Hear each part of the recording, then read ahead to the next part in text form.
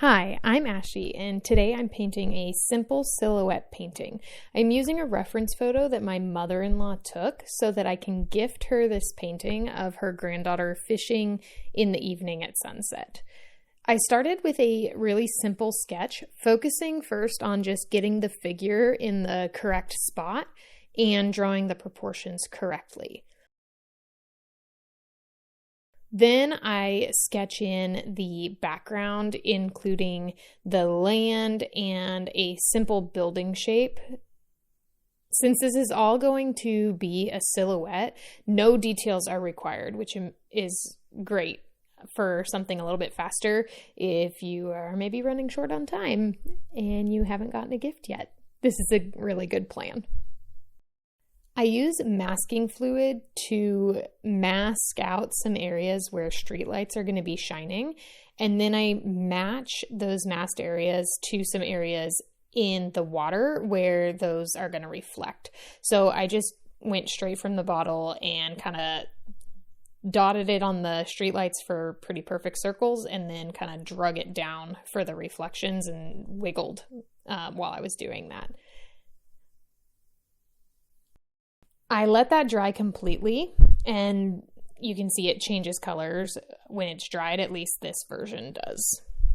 And then I mix up my paints starting with the sky colors. So when I'm painting it in, I always start with my lightest colors. So first I'm doing the yellow, and then I'm moving into a red-orange color.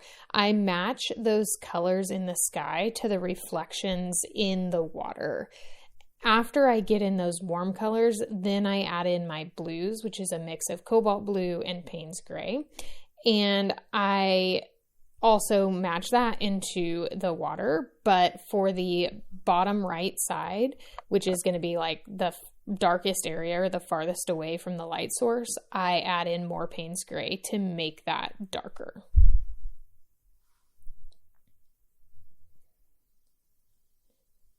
And after I get those colors laid in, I gently blend out some of the hard edges like between the colors with just a clean damp brush. I painted this all wet on dry initially, so the painting is drying really quickly and leaving hard edges between the colors, so that's why the blending is required. I also do lift out some small highlights with a clean damp brush to mimic some really, really subtle clouds. Once I get the sky and water done, I begin on the land. So I just mix up a warm gray, it's almost black really, and I begin with some of the basic shapes for the land and for the background trees. This is really just kind of blobby and random.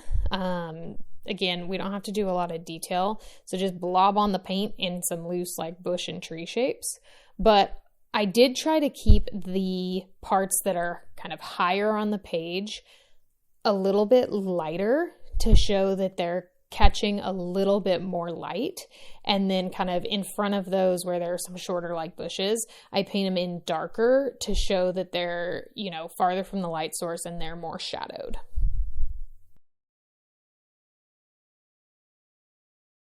I then wet the water area with clean water, and I just touch the edges of the ground where it's still damp to let some of that bleed down for some reflection.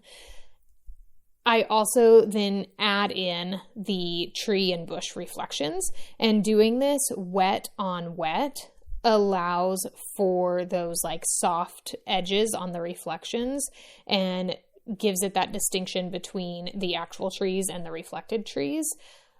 But I did put some marks on some of the dry page to give it kind of a little bit of a harder edge. And that's just because this water was really, really still. So it was nearly a perfect reflection.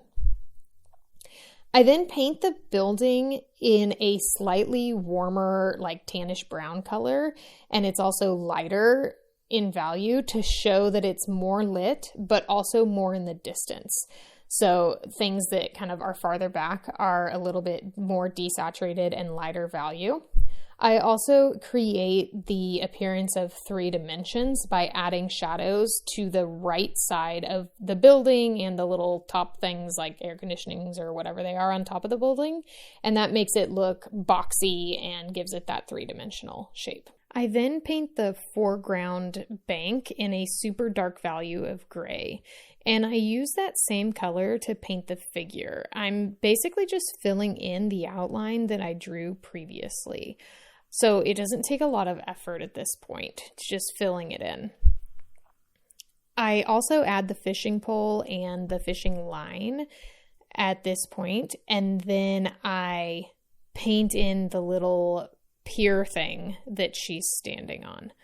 I do touch just a little bit of paint on the water around where the line enters the water to create a really subtle ripple there.